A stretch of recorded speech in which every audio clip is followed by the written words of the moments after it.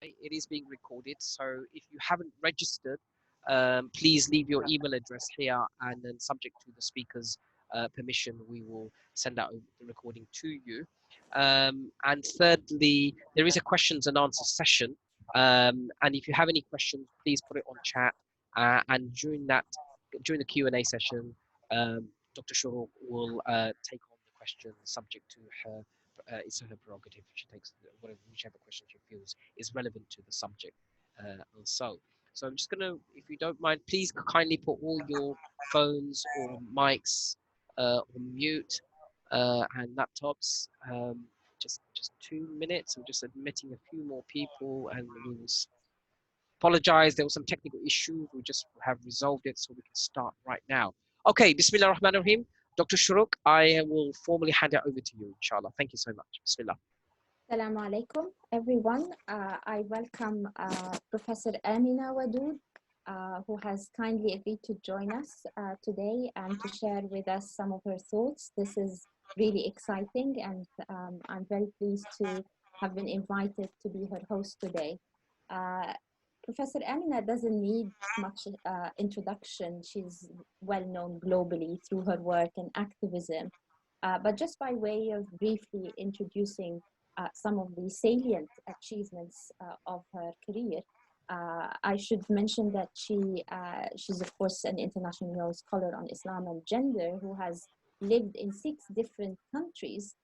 I think one of them is Egypt, where she did some Arabic and traveled to more than 50 countries as a consultant on Islam, human rights, and women. Professor Wadud is now Professor Emeritus of Islamic Studies at Virginia Commonwealth University in Richmond, VA, and a visiting scholar at Starr School for Ministry in Berkeley, California. She's the author of the Quran and Women Rereading the Sacred Text from a Woman's Perspective, published by Oxford in 1999, still a gem in the field of Quran interpretation from a feminist perspective, and most recently of Inside the Gender Jihad Reform in Islam, published by One World in 2006. Professor Amina, without further ado, so many are waiting to hear you. So I hand over to you to make a contribution before we start the Q&A. أعوذ بالله من الشيطان الرجيم بسم الله الرحمن الرحيم وصلى الله على خير خلقه حبيبنا محمد وعلى آله وصحبه ومن تبع الهدى أجمعين. I begin, as I always begin, in the name of Allah, whose grace I seek in this and all other matters. Peace and blessings upon the beloved Prophet Muhammad sallallahu alaihi wasallam. Well, this is an unusual occasion for me. First of all, I think my time zone is just a little bit off because I literally thought that there was a little bit more time before starting. I'm in Indonesia, just so you know, so if it looks like I'm going to get a little bit raspy in my throat, I will drink water, and I don't mean to offend anyone who's still in the middle of their fasting day in the UK and in the EU, so pardon me for that. I have been drawn to the ways in which we perceive of our relationship with our Creator and the way that we live the way of life that is called Islam or Islamic Deen. In particular, I was drawn to the Quran within the first few months that I was Muslim, and I fell in love. And from that love affair, I dedicated the rest of my life to not only understanding the text, but to participating in the construction of communities that are joined together around textual meaning, implication, and potential. So I dedicated my master's and PhD studies to bringing myself up to the level of competence, excuse me, and then eventually to thinking about issues that are still relevant to us today in terms of not just human to God relations, but human to human relations. And it did not escape me as a woman who entered into Islam from other faith traditions. My father was a Methodist minister, so I was raised in a loving Christian household, and I became Buddhist when I was in undergraduate school, a non-theist tradition. So it occurred to me when I came into Islam that there was a little bit of a disconnect between living Muslim communities and all this beauty, this synchronicity, this harmony, this sublime equilibrium, justice and dignity that I was reading in the Quran. In particular, I was concerned about what is my role as a Muslim woman and where do I go in order to understand that role and to participate in it fully.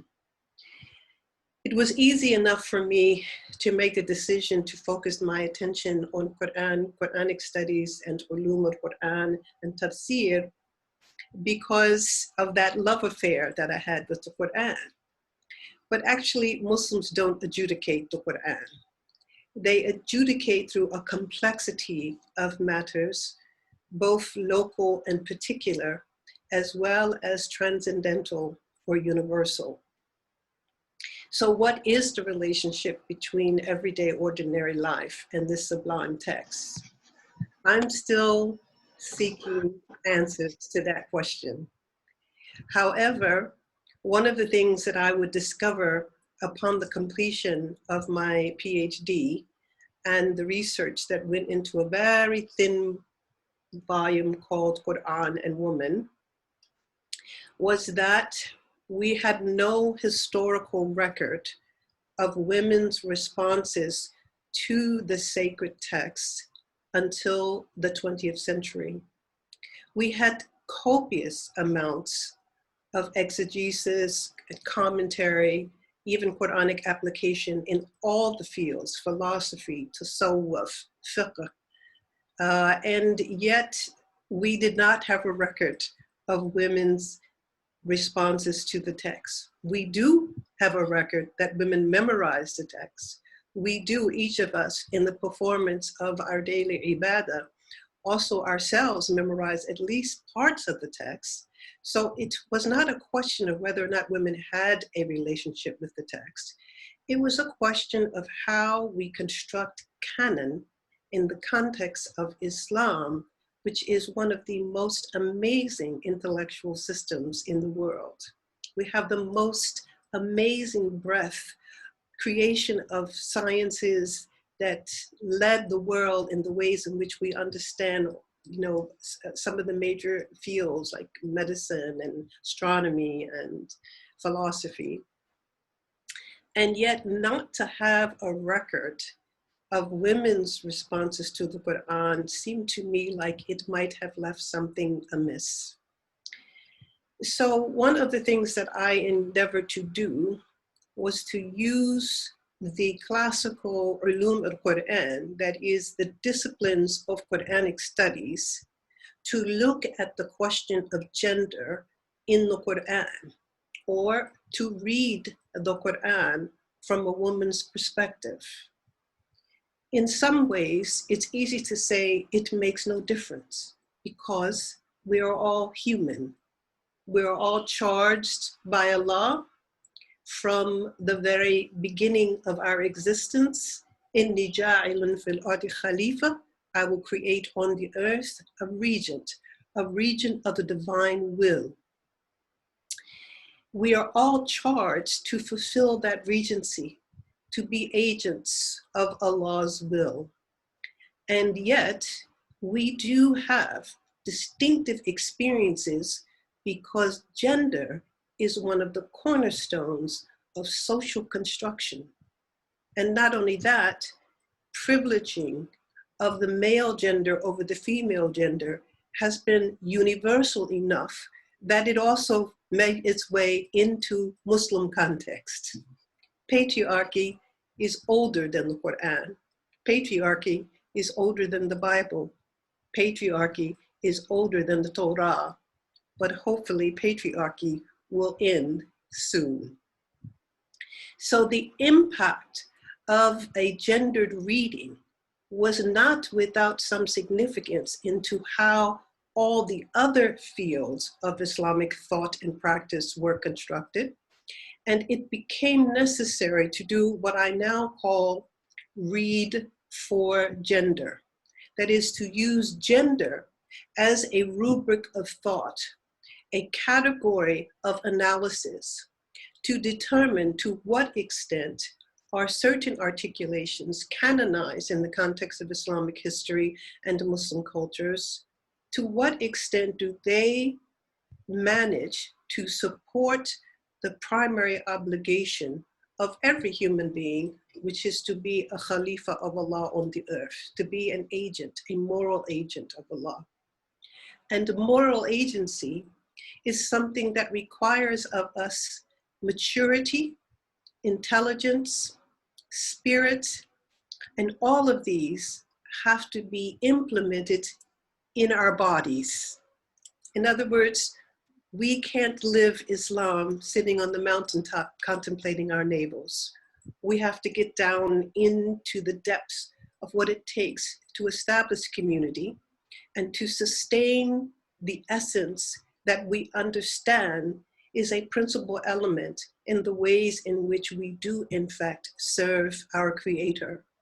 Or even better than service, as we learned from the Prophet ﷺ, shukr, to love our Creator and to have gratitude for the ways in which this possibility of activating our agency is given to us with complete free will, while at the same time obligating us to show gratitude towards that which in fact gave us the capacity to be able to participate in that divine task, that task of surrender, that task of agency. So from the beginning, I challenged the idea that everything in the Qur'an had been read with the full breadth of its potential if half of the Ummah remained silent. So when I finished my PhD dissertation, it was 1989. And I had the opportunity to go to Malaysia and teach at the International Islamic University. Prior to going to Malaysia, the parts of the Muslim majority world that I had gone to were, the Middle East, North Africa, mostly Arabic speaking. But when I went to Malaysia, I experienced two things that were really pivotal for the way that I moved forward. And one of them was a truly multicultural society, a multicultural society that involved different languages, different ethnicities, and different religions, all of which had to be adjudicated under the constitutional rubric of the modern nation state, that is, equality and justice for all citizens. At the same time, within 1 month of my arrival there, I met with a woman whom I had been interviewed by as a graduate student, who was meeting weekly with a group of professional Muslim women, talking about the status of women in Islam, as we always do. And within the course of the 3 years that I was there, we would organize into a group known as Sisters in Islam. Sisters in Islam Malaysia is now more than 30 years old. And what it did was to engage the Islamic intellectual tradition from the lens of the realities of Muslim women. That is, that Muslim women's real lives, or the context of Muslim women's ways of being and knowing, become a rubric for understanding how Islam is adjudicated in the lives of real people, so that we privilege context over text. And actually, if you look at the history of the development of Islamic, of Quranic exegesis or tafsir, you will see that the context was always in play. But again, because women did not have the privilege and opportunity to articulate some of their realities along with the process of canonizing what would be Islam, we have a gender bias in the reading of all the major fields of Islamic thought. And when you move into the 21st century, we have an unprecedented reality, just like the reality of COVID-19. That is, we have something that we experience globally. And one of the things that we experience globally is a rise in the general levels of education. True, there are disparities between certain countries, but overall, the educational level of the human creature has increased. So instead of knowledge being the purview of an elite class, knowledge is something that we want for everyone. We were commanded to do this by the Prophet ﷺ, who said, "Talibat al-ilm faridatan ala kulli muslim wa muslima," that seeking of knowledge is incumbent upon every Muslim, male and female. And we have this thick and rich intellectual legacy that shows that Muslims took it seriously, but the reality was we did not have the conveniences that we have today, making it possible for a broader base of the society to participate in knowledge making, not just the acquisition of knowledge, but also the production of knowledge. So after the experience in Malaysia, I returned to the United States and I fulfilled my responsibilities through tenure and full professor before taking an early retirement. And that gave me the opportunity to devote all of my attention to the issues that mattered to me most. And among those was the launching of a global movement for reform in Muslim personal status law called Musawa. Musawa is so dear to me because I'm a theorist, I'm a theologian. I love to concentrate on abstract thought, on principles and paradigms, epistemology and hermeneutics. Yet, sometimes in that utopic frame of mind, I need to be grounded in lived reality. But when you come from the United States, where we do not have the implementation of Muslim personal status law, all of this stuff is just theory. However, working globally, at the moment it's about 63 countries, working globally with women and men who are trying to sustain the essence of their Islam in the face of the realities of their existing governments, communities, and resources, it helps me to take the theory away from the abstraction that I am so inclined towards and to ground it in something that becomes way more meaningful. So in a way, it was a huge blessing for me because of course I could have spent the rest of my life splitting the hairs on the epistemological construction of certain items in the Quran, which I dearly love, and instead made it possible for me to take that abstract reasoning and let it be challenged by lived reality to such an extent as to test whether or not it is in fact something that is implementable or something that needs to remain abstract and theoretical. So after the experience of working with these two collectives, I decided that I needed to spend a little time on my own. And about a year and a half ago, I migrated to Indonesia, where I've taken up the green card and become a resident. And I just want to say that Indonesia is my favorite country in the world because the combination of intellect, spirituality, and activism is more radically integrated here than any of the other 63 countries that I've ever visited. The capacity for sometimes, say, academics to get the theory, but to have no spirituality was something that I found a little barren. the necessity of certain activists to give priority to the politics and the way to get things done, while at the same time also neglecting their spiritual development, is only juxtaposed to hanging out with a bunch of Sufis sometimes who don't want to talk politics, who literally say, I don't mean to get political, whereas I believe everything is political. It's lovely to be here where all these things are in combination, and hopefully I will also have an opportunity to share with you some of the wonders about being in this particular place. So, thank you. Professor Amina, thank you very much for this fascinating introduction to your work and project and your intellectual magnum opus, but also putting it in the context of your spiritual journey, your spiritual, intellectual, and political journey. I have so many questions that arise from what you have said, but I'll try to tie them in with the questions that I've already said I will ask you. And Okay. maybe I'll take you back to epistemology, and then we can talk about activism a bit more.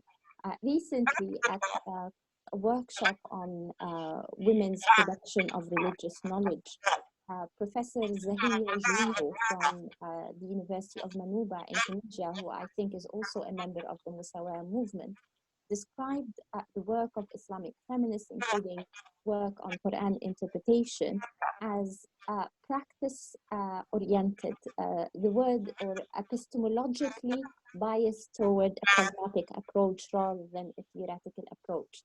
I think what she meant is that there isn't enough philosophical, or there isn't a focus on philosophical questioning of reason, certainty, the production of knowledge, but it's more geared toward reforming practices. So the theology or the epistemology is biased toward reform in society. And she was not... Sorry, Dr. Shuruk, I think your mic is echoing. I'm not sure. You might have to switch off something. I don't know. Yeah, just check your mic or something. I could remove the mic and see how that goes? Yeah, that's much better. Much better. Okay. Hello? No, actually, it's made it worse. It's made it worse. What were you doing? It's louder for sure, but the echo is still there. If you turn the mic all the way off, that may help. I don't know. I don't know technology, but... Yeah. Maybe if Professor Amina turns the mic while I speak, then there won't be an echo. Okay. That might be... Okay, I can do that. Yeah. All right, you do that then. How does this sound now? You're very soft. Okay. Better now. All right. So I hope the echo is better. Yes, but the volume. Yeah. Does this sound better now? It does. Yes, much better. Yes. Okay. Excellent. So my question is about the epistemology, really.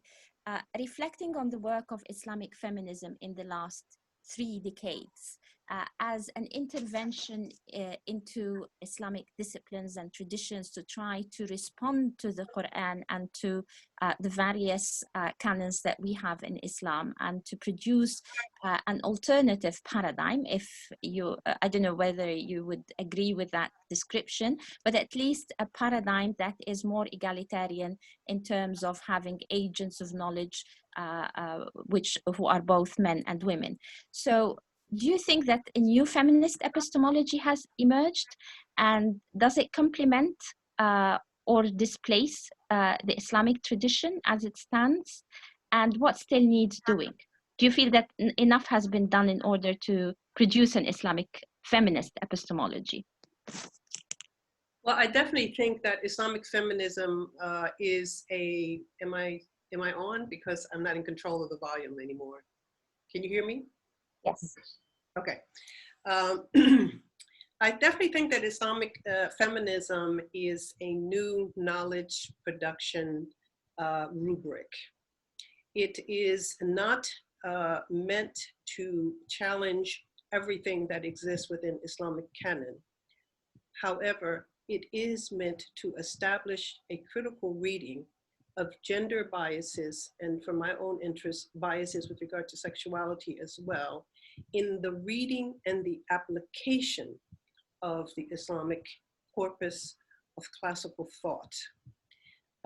We are also a part of the construction of Islam. So we can't read it as if this is something that's alternative, sort of by the by. The difference, of course, is that the awareness of the construction of gender is new.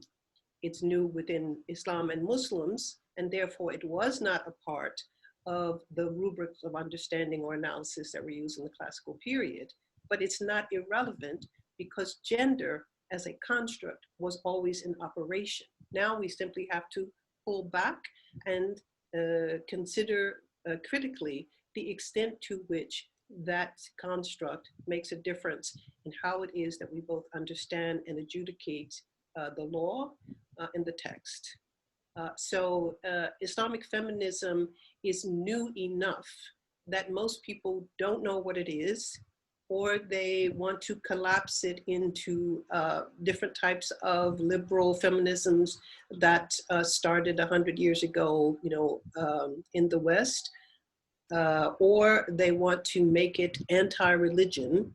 So it's important to understand that Islamic feminism takes agency with regard to both the word Islam and the word feminism. So while we share in common with feminism objectives of equality, reciprocity, human dignity, and agency, we share with all of Islam a belief in Allah and the Prophet and the surrender to the trajectory of that way of life. Putting those two things together has to be done with a full embodiment of both of them. You can't say Islamic knowledge and then actually mean, sort of patriarchal knowledge. Patriarchal knowledge is just one kind of knowledge. First of all, it's not exclusive to Islam, and at the same time, it's not eternal with Allah. And understanding that has been very difficult for people because we have such a rich tradition, and yet the critical examination of gender did not go along with it. So I'll give you a very specific example because sometimes it helps to have those. I've been working on what I call the Tawhidic paradigm. And the Tawhidic paradigm is a rubric of understanding human-to-human relationships on the basis of the principal umbrella term under which all of Islam flows, and that is Tawhid. In other words, it's about an ethical relationship that stems from belief in the one God itself. So believing in one God has certain consequences, and that is that every other person has the potential to also be fully human vis-a-vis all actions, all participation in all systems, performance of all acts, including acts of worship.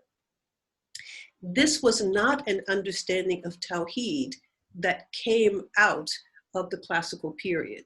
The understanding of Tawheed was as if theology and the notion of Allah's oneness was separate and clear, and the human-to-human relationship was something else, and it was steeped in the quagmire of the Greco-Roman philosophical tradition, which required that each person fulfill their duty only within their role: slave, free, citizen, non-citizen, male, female. Neither the twain shall meet. That understanding made its way into Islam, which still incorporated the practice of slavery and operated under a gender divide, but it wasn't citizen and non-citizen, it was Muslim and non-Muslim. So the possibility of constructing a system with two sets of laws was not seen as strange. Well, in the 21st century, that's going to be strange under the rubric of the nation state. We have a single constitution that usually guarantees equality for all the citizens, and yet that equality will not be adjudicated in full if there are instances with regard to understandings of Muslim personal status law that give preferential treatment to men. So we have to look at Islam as a dynamic system in which we participate not only in its meaning but also in its application. Islamic feminism has taken up this task, in my mind, out of necessity. Literally, I've only been a feminist myself for 10 years. And the reason was because of the background of feminism and the way in which it entered into the discourse alongside colonialism. But eventually, it became clear to me that I had borrowed somebody else's definition, both of feminism and Islam. And when it came to the point where I became dedicated to the idea of meaning making, then it was possible for me to help to construct something that I can now identify with as Islamic feminism.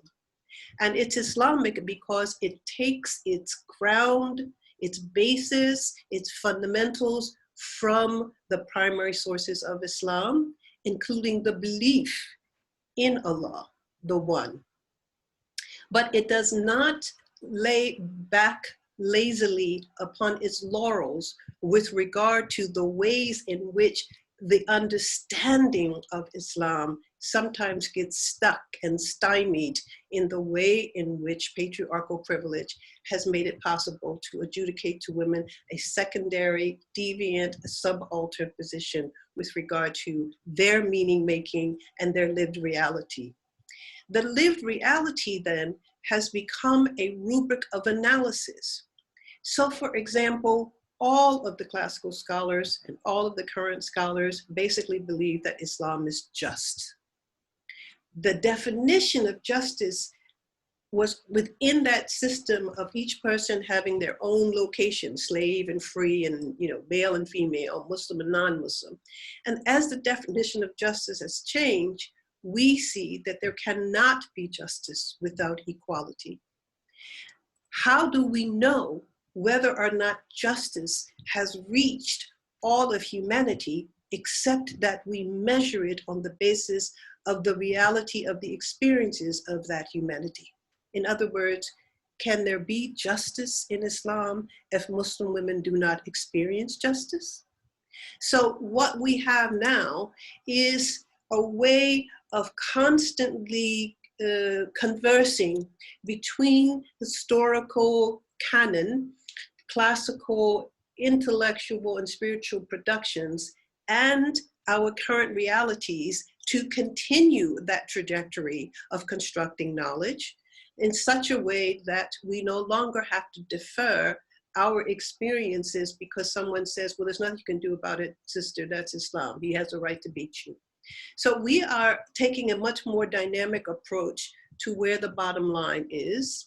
And as I said, choosing for that bottom line equality with a definition of equality that includes, taking this rubric of understanding justice with a definition of justice that includes equality means that we have a much more dynamic interplay between practical experience and the construction of new knowledge.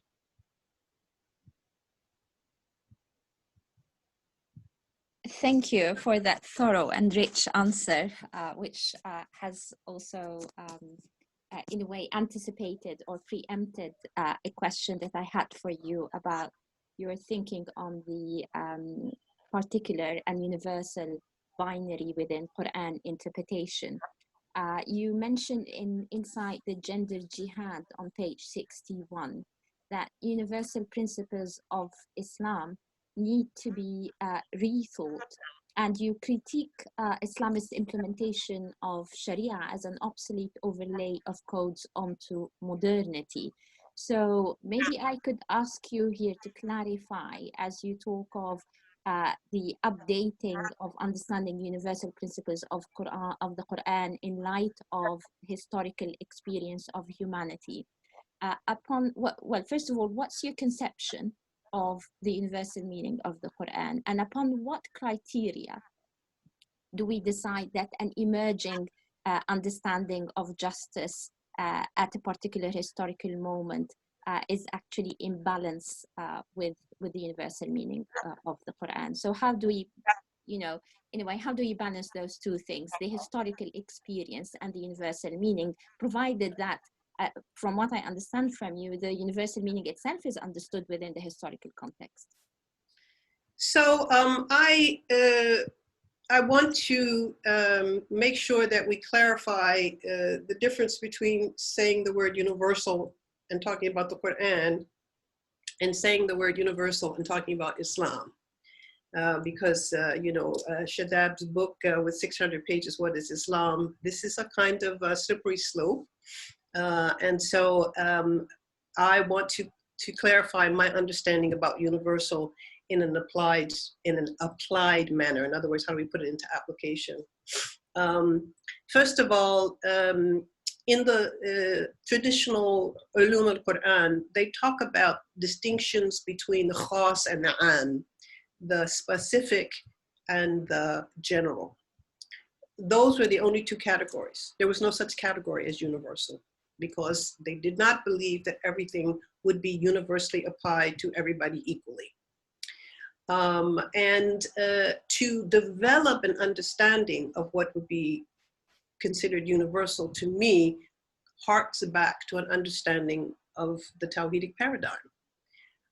Because in the Talmudic paradigm, every human being is equal to every other human being. So the next thing is, on a practical basis, how do we actually implement that? Because again, that's just theoretical, that's just utopic. I have a chapter in a book called Towards the Democratization of Authority in Islam. It's pretty thorough, and I'm not going to have a chance to get into all of it. But the idea behind it is the decisions about universal have always been in the hands of the human community. And I'm for returning it to the human community. And to be clear, it doesn't mean that there's always going to be 100% consensus. It seems to me that we have to establish really systems that will allow us to be able to weigh the positions that exist and to make decisions about them. But the decisions about them have to happen freely, as opposed to the coercion that is often put into place by simply saying, well, you can't do that in Islam. When Musawa works on issues of family law reform, one of the things that has been most noticed is that even in those Muslim majority nation states, or those nation states with a sizable population of Muslims such that they have Muslim personal status law in application in the court systems and the legal systems of the nation state, they will hold reservations to some of the items in CEDAW, the Convention for the Elimination of All Forms of Discrimination Against Women, and they will justify their reservations by saying that's not Islam. And yet there's no uniform understanding of that Islam that even they can present to UN and other international bodies with regard to these international treaties and documents to which they have been signatories and ratifiers. So in order to keep an active participation in who has the purview over how Islam is adjudicated in the context of the nation state, I'm for returning it to we the people, all the people, not even just Muslims. So if we don't want to live in the context of the modern nation state, we're basically SOL, because that's the reality. I'm not necessarily myself a part of the democratic system because I'm an anarchist, but at least I understand that if we're trying to make decisions about how to move forward over certain principles, practices, and even the idea of what is universal, we're always going to have to do it in the context of people. And therefore, every person has to be given the same amount of respect with regard to their contributions of our understanding of what are those principles and how they might best put into practice. And again, going back to what I said before, whether or not they feel they are themselves experiencing it. As an African-American woman in the context of the United States, I was always raised with the notion that everybody was free and equal. I was always Black, and I was always aware that there was not equal treatment. So under the context of, for example, the Black Lives Matter, everybody is treated by the police, but not everybody is treated equally. Some people are killed in larger numbers. So I don't think that there's ever a simple formula that you put out there, and just because you have this document or you ratify it or you write this constitution, it means that then you can sit back. You really have to interrogate people in terms of their moral compass. In other words, what is the very level of the ethics involved here, and how are those ethics sustained consistently, and how are they sort of bent to the privilege of those with the most money, or those that are male, or those who are not Muslim, or those who are Muslim, or those who wear hijab, or those who don't wear hijab. Somehow we need to think more radically about the methods through which we come to places of inclusivity.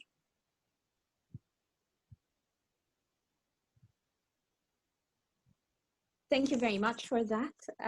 I will take some questions now from the audience. And move on, perhaps as questions come in, move back to my questions and see how the time spans out. So one question that we got from the audience is about verse 434. You may have expected that to come through. And just reading out what Aisha Khan has said here, she said that she studied your text for her degree at university and for her dissertation. And the famous Quranic verse 434 on the verse of the Qiyamah is, and sometimes dubbed the beating verse, is always brought into question. Despite reading your analysis on this verse, I'm still struggling to find answers. Looking at this from a feminist perspective, in my opinion, no matter how you look at it, it still subjugates women. Why do you think this verse has been included in the Quran in the first place? Of course, Allah knows best, but surely a verse like this is going to always support patriarchy.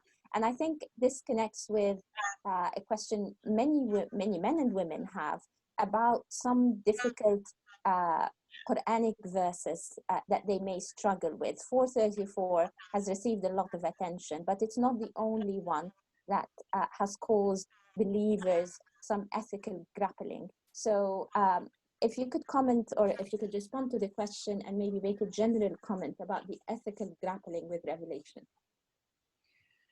Okay, so I would like to recommend chapter 6 in my second book, Inside the Gender Jihad, where I construct a methodology specifically with regard to how to address this verse in a both spiritual and pragmatic way. But more importantly, we have an entire volume that came out of Musawa called Men in Charge. It's also available in Arabic. And this is probably the most comprehensive treatment of 434. And since I don't have the capacity to, summarize, a good 270 pages, let me just say something about the second part of the question, because I think that will be helpful. There are over 6,600 some verses in the Quran.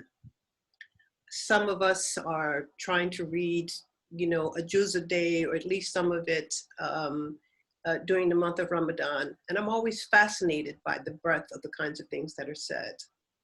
And yet at the same time, people pretend that certain linchpin verses like 434, and in my estimation, a total of 5 or 6 verses that talk about unequal relationships between women and men, that somehow that's the sum total of the Quran. Instead of putting it within the trajectory, number one, of the Quran's own revelatory experience and context, but number two, in the trajectory that the Quran establishes with regard to justice and equality for all. Tahir Haddad actually presented what he calls this, sort of trajectory methodology. So if Muslims had sustained the momentum that the Quran lays down over a period of 23 years, we would be the most, quote unquote, enlightened peoples on the planet.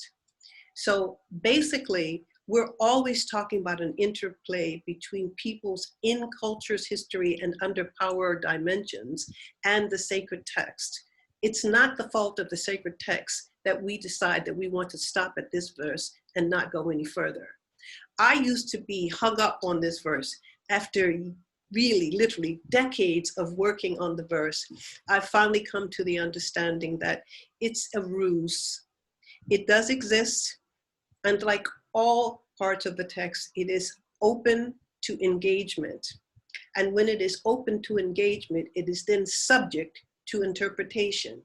And when it is subject to interpretation, it is then possible to adjudicate it in the ways in which we would best fulfill the overall trajectory and principles of the total Quran. So reading the Quran, Bil Quran, for example, is one of the ways in which you see that the sensitivity shown in that text for women and women's experiences is unparalleled by other sacred texts, particularly in the Abrahamic tradition. And yet, we tend to pretend that there is nothing in there for women except for these, 5 or 6, sort of slippery slopes. Again, this is not, and for me as an exegete, it is not an excuse not to engage them, but to put them in proportion. So for example, in the work that we did in Musawa called Men in Charge, ? One of the things that we said is somehow the construction of gender relations in marriage fell into an understanding drawn from 434 and did not fall into understanding of another Quranic verse that says, وَجَعَلَ بَيْنَهُمْ مُوَدَّةً وَرَحْمَةً. Where is the muwaddatan wa rahmah? And we have made between the couple love and compassionate mercy. So where is the love and intimacy and the mercy in the legal construction of marriage anywhere in the context of Islamic law? In other words, it was a choice. And we're still reeling from that choice. But again, if we're going to make a choice from 6,000 over verses, let's at least say that that's what we're doing. Let's just say we're going to forget about everything else in the Quran and we're just going to have this. So I think, again, this dynamic reading, which for me, in terms of the work that I did and the reference that I made to chapter 6 in my second book, Inside the Gender Jihad, is how are we reading the text in the context of even the history of how the text has been read and adjudicated, and which ways have the reading benefited the potential, again, of the Khalifa, male and female, to fulfill his and her duty vis-a-vis the reality of the relationship between Allah, ultimately, who is our judge. So I'm always willing to go back and to think about, new meanings. Plus, I'm always finding new meanings. There's not a single time when I pick up the Quran any year after 47 years of fasting that I don't find something new. But I also find it interesting that people think that somehow if you throw that verse or a couple other verses out there, the whole question of inheritance, somehow if you throw it out there, that it's going to undermine everything else about the Quran. And I am no longer in that position. I used to be, but I'm not. And the reason I'm not is because I'm taking the whole of the Quran.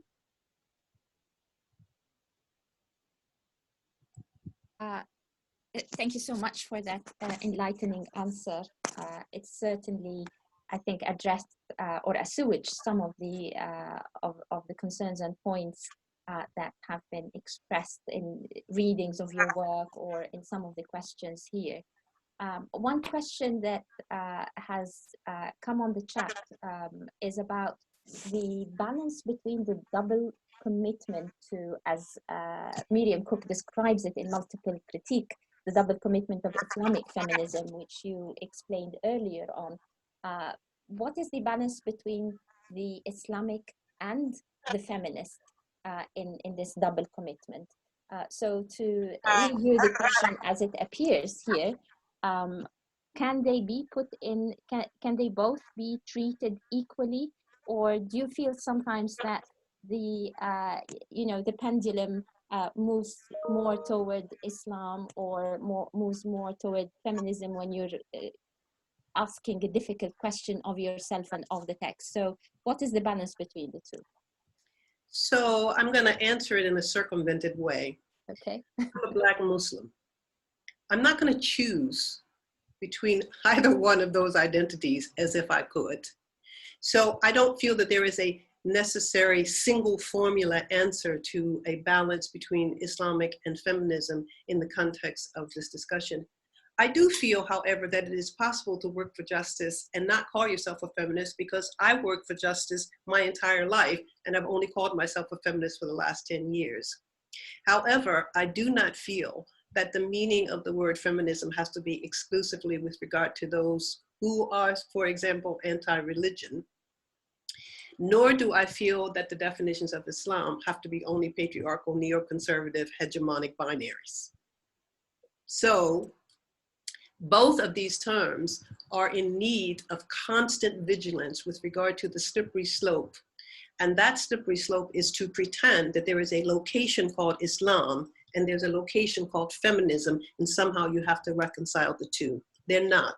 They are aspects of a single being, possible to be articulated in concert with each other without any contradiction, without any need for choosing. But I prefer that, again, this is a faith choice for me.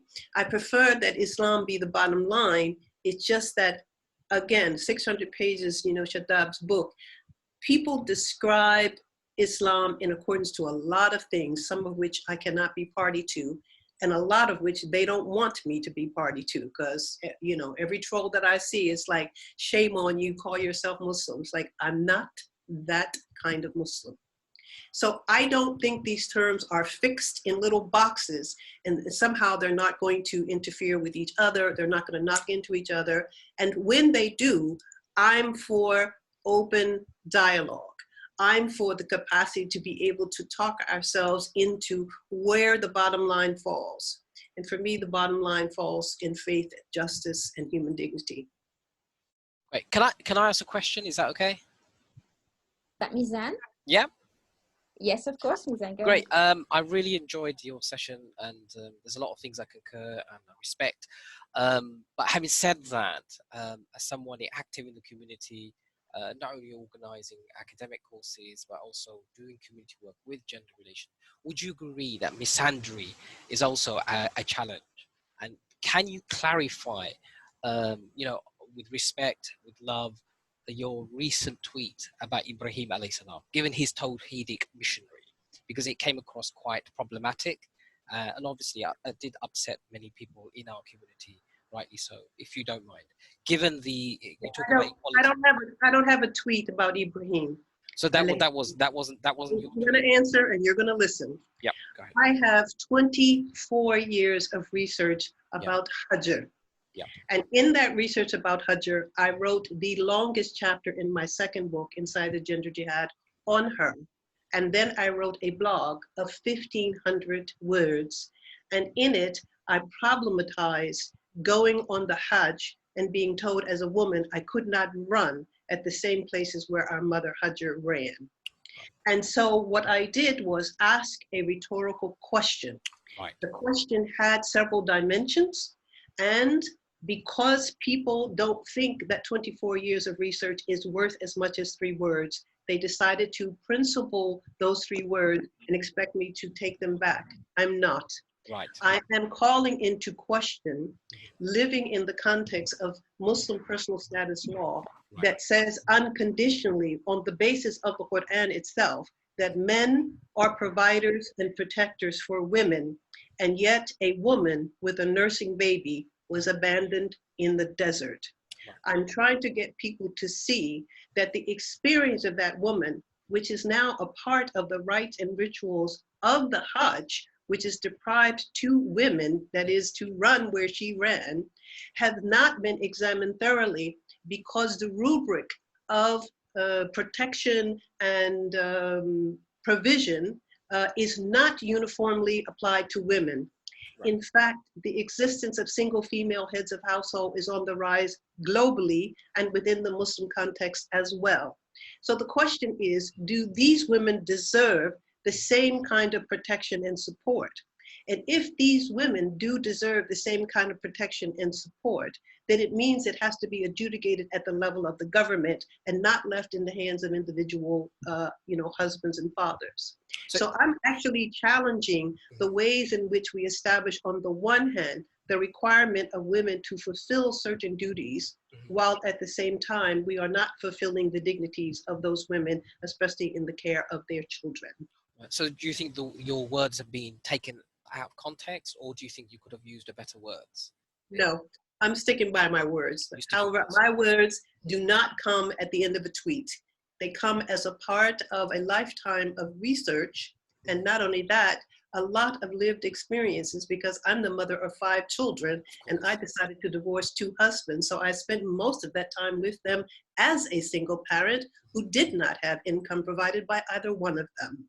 So I have a sense of what it means to be unprovided for and unprotected at the gut of my entire being. And I'm not going to relinquish it because somebody decides that I'm not Muslim enough to question whether or not this is the way in which we pretend that somehow God cannot see that this woman is also in need, and therefore she opens up the entire desert and brings forth water for her and the baby.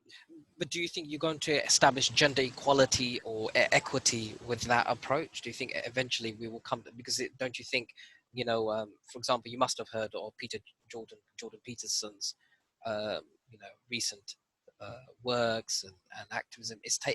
We're seeing a response from men taking. I don't know who that person is. I'm sorry. Okay, not a problem. Okay, I'll end my question there. Thank you very much. Yeah, Mizan, yes, I'll have to take over now, because there are many questions coming in. One of these questions is actually about the definition of qawwam, so really relevant to what we're talking about now, and it's by Aisha Sayyid. Is there a new definition of qawwam? Is it possible? And could it refer to both genders, whoever fulfills the criteria? I totally take the point you are making about the blindness toward the changing socio-economic conditions of families and the rise of the female-headed household in majority Muslim countries, yet the society still maintains the illusion of the qiwama of the men within families, extended families, despite the fact that the women are maintaining, many women are maintaining the families economically.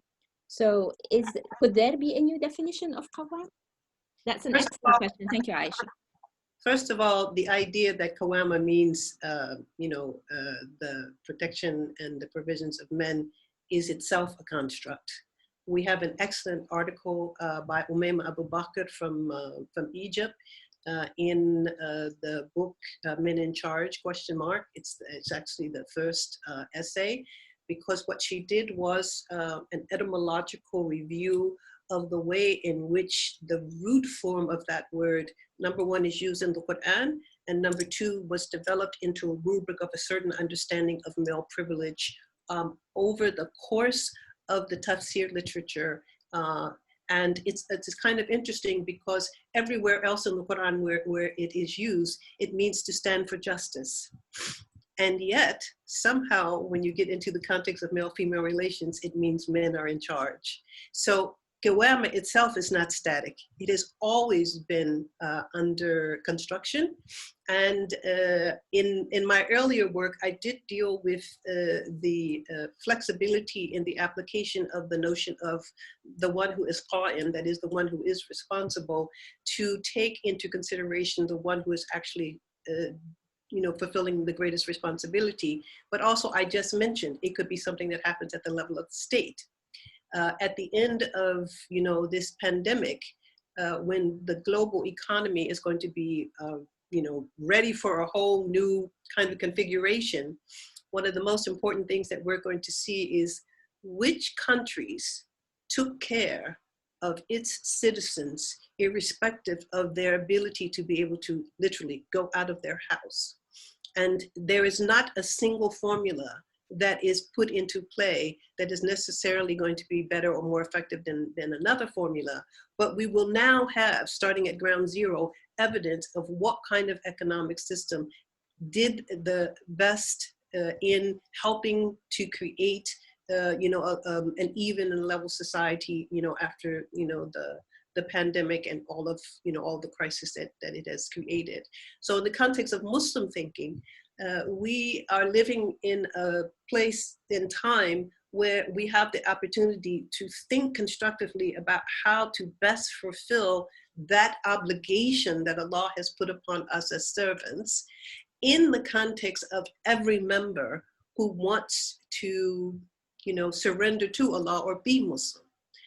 And so I think we can come up with much more dynamic economic systems than the one that pretends that men are always the providers and women are always the beneficiaries of those provisions. Again, as I said, I live in Indonesia, and Indonesia contributes a huge labor force to all of the, sort of Gulf area countries and other countries as well, particularly of women. In other words, women come from this country to go to another Muslim country to serve in the households of those Muslims. And then they, come back after 10, 20 years and, build houses and schools and, benefit their communities and things like that, because Indonesia is a country that has a very large percentage of poor people relative to other parts of the world. So we are not talking about a single model economic system that somehow says men, only men, and always men are providers, and protectors. So we need to construct systems where we actually see to the benefit of every citizen, especially the ones who are most vulnerable. So let me be clear. One of the aspects of vulnerability is literally giving birth to a child and seeing to the nursing and well-being of that child through your own body. At the point at which you are doing that, it behooves us to have in place maternal care that goes across the board, not dependent upon whether or not this husband makes this much money or not.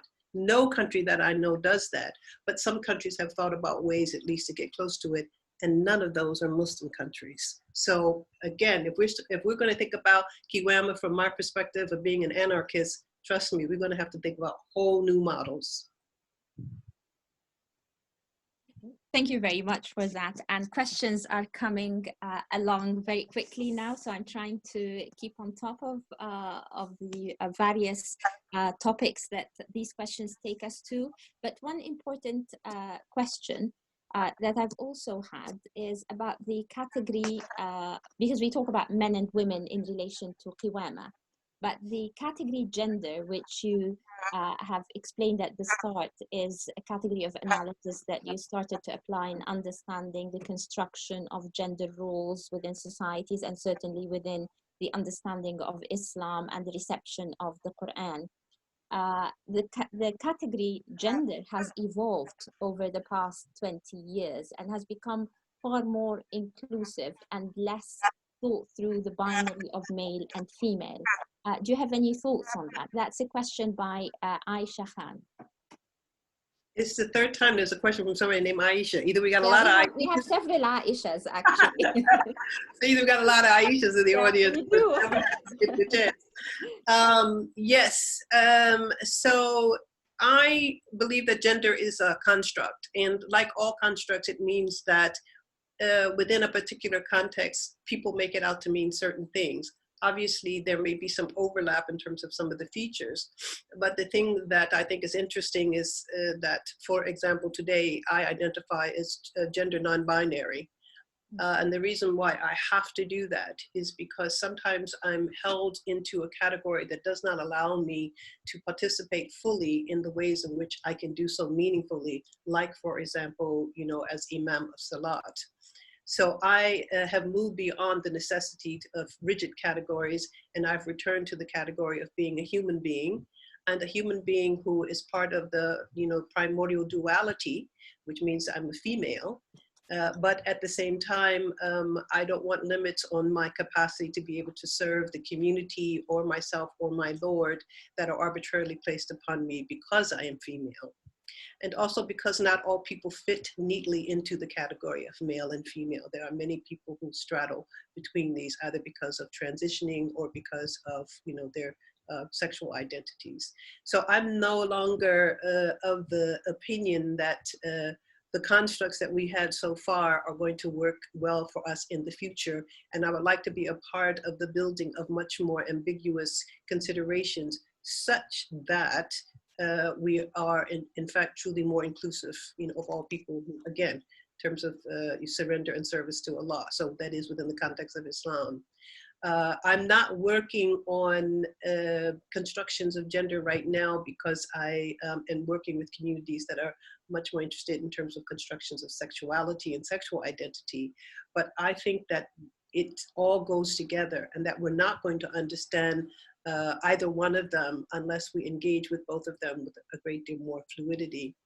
Coincidentally, even in the context of classical Islamic fiqh within the first 500 years, one of the most interesting things I found during some recent research was that most of the places that you read, the first 500 years, most of the places where you read, the emphasis was on inclusion. In other words, making it possible for the mukhannath, the intersex, to participate fully in all aspects of worship, in holding families, in inheritance. And somehow you get the impression from the way things are practiced in living Muslim context today that somehow that's an anomaly. It's not. It's actually something that was principle across various schools of thought, as a matter of fact. But we're not there today. And I don't understand how it is that we even have something like this within our own intellectual corpus. But at the same time, when we come to the present, we pretend that there's this sort of closed door policy with regard to understanding gender fluidity. So I'm no longer able to, say for sure, exactly how these terms apply. I would like to do more research. And again, that research has to be balanced with a detailed attention to lived realities for certain people. Thank you. That's a very brave answer. So what I understand is, and it takes courage to really work against some of the well-established notions about what the Quran says about gender as a category, especially within the binary of male and female. And I totally identify with the sense of fascination when discovering that our intellectual tradition acknowledged fluidity and ambiguity surrounding gender, and that it's only in the last couple of 100 years that this has been reduced to actually in response to modernity's normative paradigm of gender in the 19th century. So what I understand from you is that you're using the non-binary category, gender category, acknowledging it's a construct only to redress the problematic construct of gender as we practice it within the community. That takes me to a theoretical question that several people have asked, and this time it's Shahnaz, not Aisha. If knowledge and experience and lived tradition is all constructed, doesn't this take us to a relativist horizon whereby there is nothing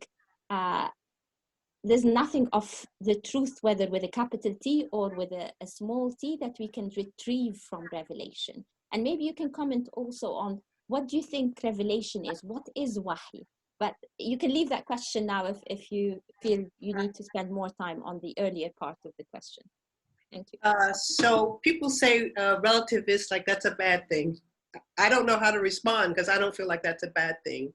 Ahmed Shaddad's other book, Before Orthodoxy, was very informative in that what we consider to be the truth, that is orthodox, changed from the first 100 years of Islam to the last 100 years of Islam. And he's like, well, what happened in that 1,000 years in between? So for me, there are truths. There are capital T truths. But no truth is adjudicated in a vacuum. It's always adjudicated in the context of lived reality. So it doesn't matter what the truth is, if the truth cannot be made to fulfill the harmony and the dignity of real people.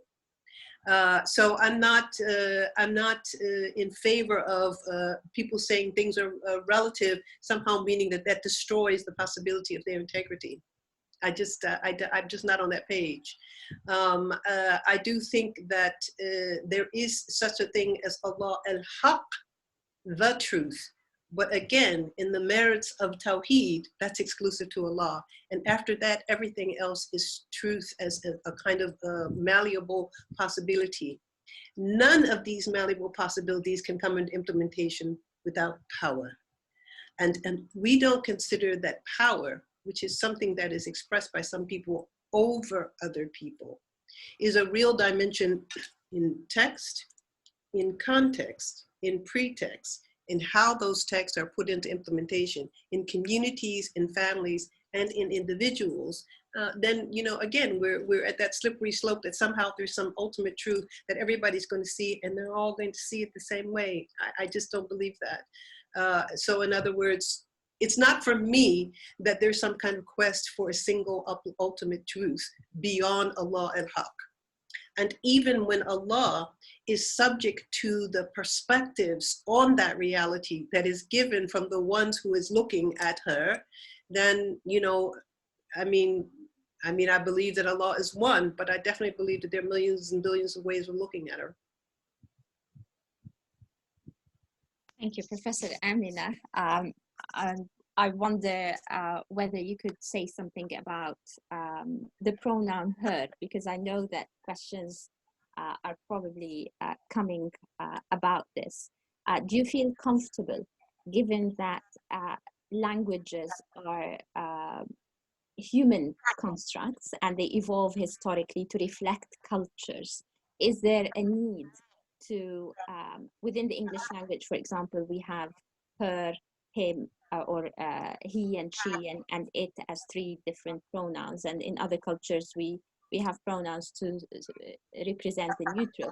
Do you feel that the movement in English to refer to God with the pronoun her, it's something that reflects the spirit of the Arabic of who, which is also the male pronoun, the masculine pronoun, as well as an actual name of God?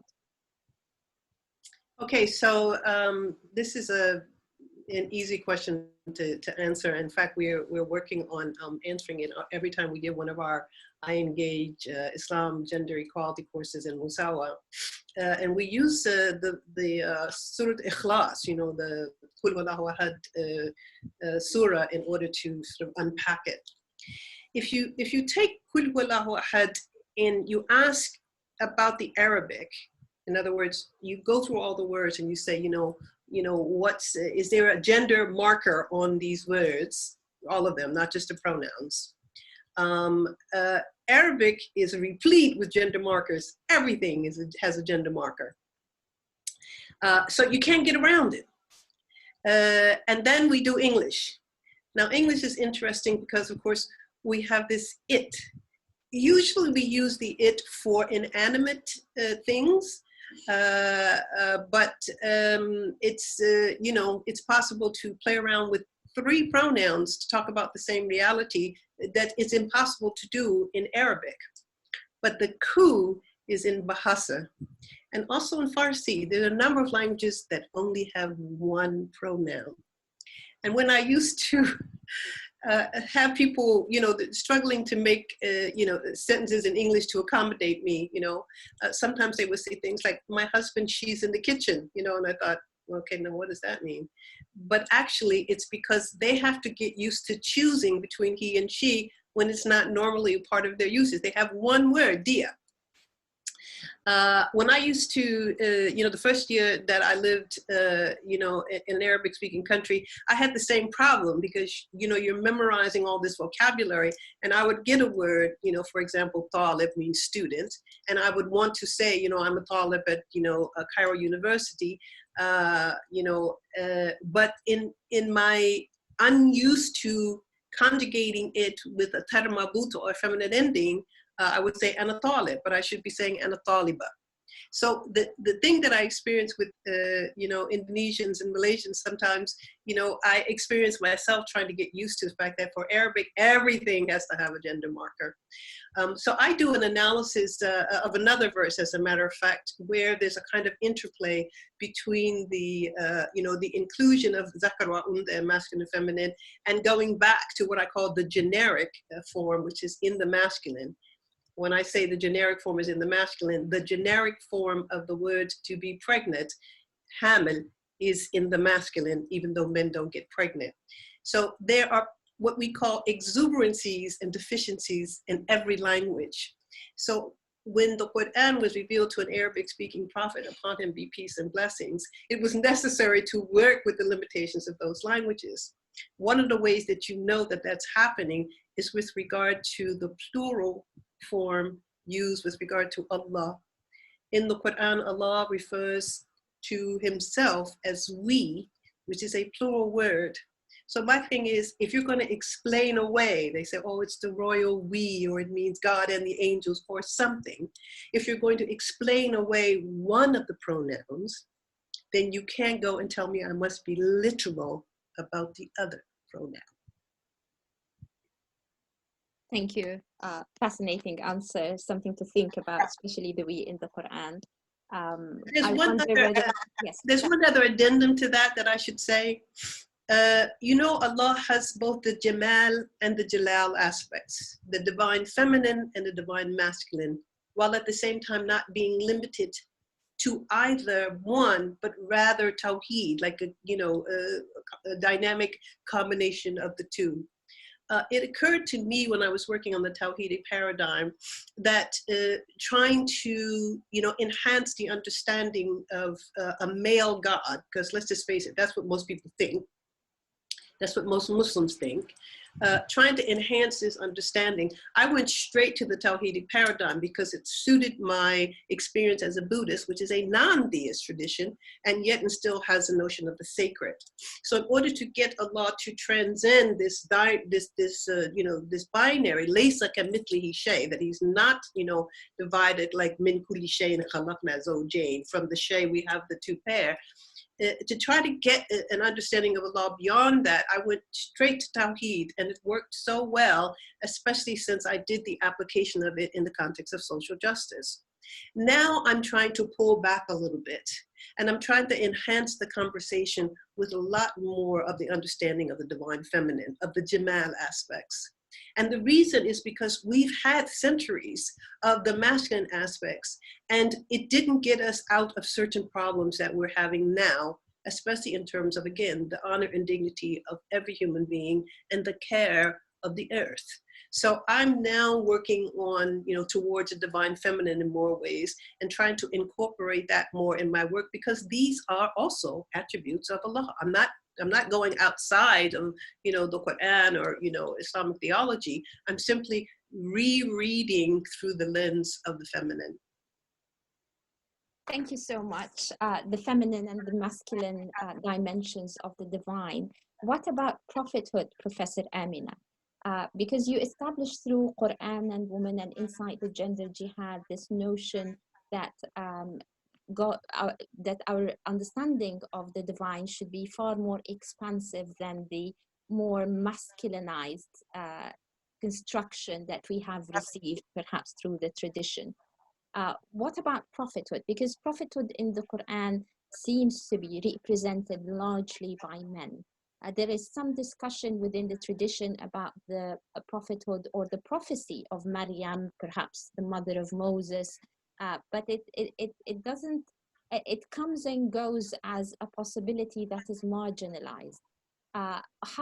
Where does this leave us theologically if the divine has chosen as his representatives male agent to, you know, to convey wahy or convey revelation? We could come back to wahy as well.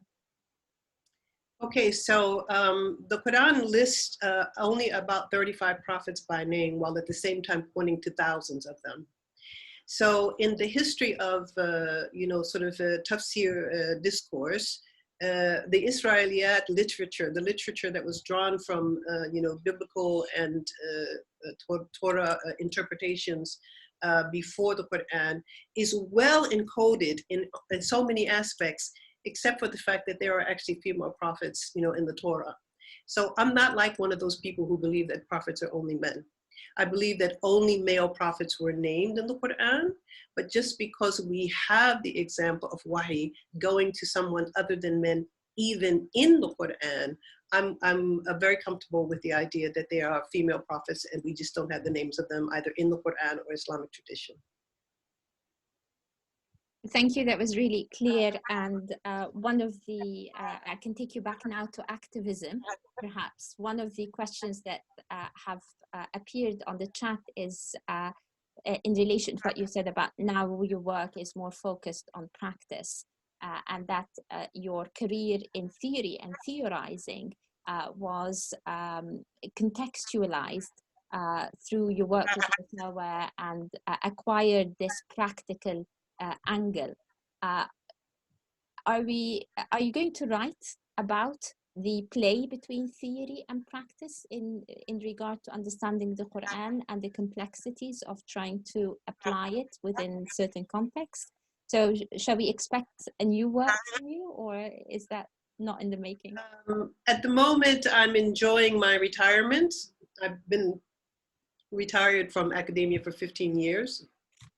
And as such, I don't have any deadlines to meet except for the ones that I put for myself. I'm not particularly finding that that topic is going to be amongst the things that I come out with first. I have a few topics, a few, you know, possible publications that if I want to give my attention to them, I would probably be doing them first, and that's not one of them. I do currently keep a Patreon page, which I've enjoyed posting on daily during Ramadan. It's the first time I've ever done anything like this. And not having to deal with trolls is such a delight. So I write about everything that my heart feels like writing about. And at 67, I pretty much think that the path for me here forward is to participate with more love and peace in anything that I have the opportunity to do. And as such, I kind of have a very low, you know, BS monitor. I don't want to deal with stuff just to be dealing with it. So I don't think that that's going to be a book that I'm going to ever write. It's not something that's really motivating me. I can tell you, for example, that one of the books that has already been proposed, and I just need to really kind of get it together based on something that I did another year during Ramadan, a series of blogs. I want to do a reformist kind of progressive articulation of the 5 pillars in Islam. And to introduce those, that is to put it at an introductory level, to introduce them, but to introduce them again with a lot of detailed attention to the divine feminine. So if I were to, you know, stop doing other things, that would be one of the things that I would do first. In a way, you can call it activism because, of course, ibadah is about activity. But we don't seem to, whenever you look at the introductory books, they're always very standard and they're very patriarchal. And so I would like to try my hand at doing something that is a very introductory level to the inclusion of the divine feminine across the board and how we understand and practice, you know, our ritual worship. It is Ramadan. And I do, you know, wish for, you know, Muslims, you know, peace and serenity during the practice of it. And I do recommend that people, you know, take care of their heart during this time. And sometimes the best way to take care of your heart is to pay attention to your Lord. And sometimes people forget that because when you have that location and at the same time you are known for simultaneously having a location that is unconditional with regard to human systems of oppression and discrimination, people think that that's all the dimension that there is to you. As I said, I'm here in Indonesia because I like how the 3 go together. And I think that it's probably something that is a greater priority to me to have people kind of open up the way in which they look at worship then it would be to talk about, relationship between activism and theory. I think a theory is only as good as its ability to be put into implementation. And I learned that, when I first came to this part of the world and, taught in Malaysia. And it was a lesson that I cannot unlearn. So it's inherent at this point, but it is not something that I need to talk about in, sort of abstract written terms anymore. I just want to do it. That's a fascinating note to end on, but perhaps before we do so, there were a couple of questions, and I had to take notes, so I apologize for not mentioning the names and ascribing the questions to the rightful owners or suggesters. So one question is, what from the Islamic tradition in terms of tafsir works or works on aqidah, kalam, or tasawwuf are close to your heart or that you draw upon as resources? That's an interesting question. As yet, I haven't found anything second to the Quran itself. I have obviously read enough stuff to get both a master's and a PhD and to go all the way through tenure and full professor, and I'm still learning. I just came off a research grant for 3 years. So yeah, I don't have a favorite that is greater than the Quran. I'm sorry. I like reading about certain things like, tasawwuf, Rabi al-Adawiyya, but I still would not come out of, the corpus of literature to say this is it. However, I have some modern favorites, and I will tell you 2 of them really quickly off the top of my head.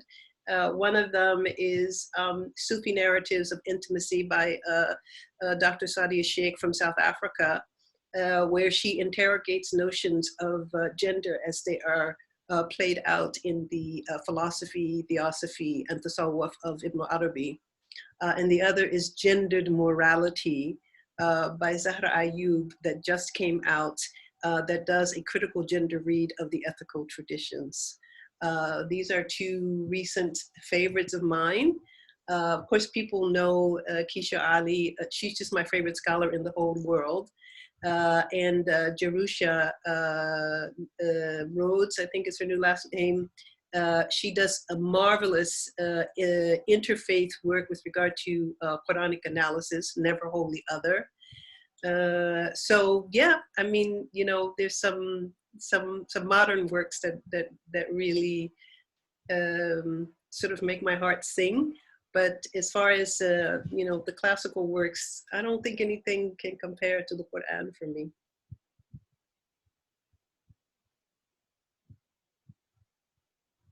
Thank you so much for this enriching, illuminating, and thought-provoking conversation. I enjoyed it very much. I hope all the audience enjoyed it.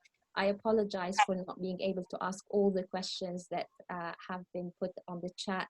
I haven't asked all my questions, but I think Professor Amina has managed to cover a wide scope of issues, and we're very grateful to her for that. And for mentioning Zahra Ayyubi's recent book, as well as Sadia Sheikh, who I think Mizan is planning to contact and to host here. And I very much look forward to the talks, and we hope you can join us in the audience, inshallah. Yes, and thank you so much. To you. Thank you so much, everyone, and assalamu alaikum. Thank you so much. Yes, Sadia Sheikh and Zahra Ayyubi, we're hoping to have a panel discussion with them. Thank you so much. I don't read the chat, so if there's something in there that you think that I'm getting, I'm not getting it because I can't read the chat and do the interview. Okay, no problem. Thank you so much. Ramadan Kareem to everyone, and du'as, and we hope to see you in the next session. Once again, if you want to leave your email addresses, we can send you a copy of the recording as well after this. Thank you so much. Thank you.